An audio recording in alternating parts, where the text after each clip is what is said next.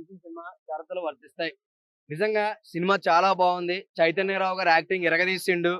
ఎక్కడ ఏమాత్రం ఏది మిస్ అవ్వలేదు. ప్రతి ఒక్కడికి ఎమోషనల్ కనెక్ట్ అయ్యే మూవీ ఇది. సో, ప్రత్యేకంగా ఈ cinema only middle class people కోసం తీసిన సినిమా.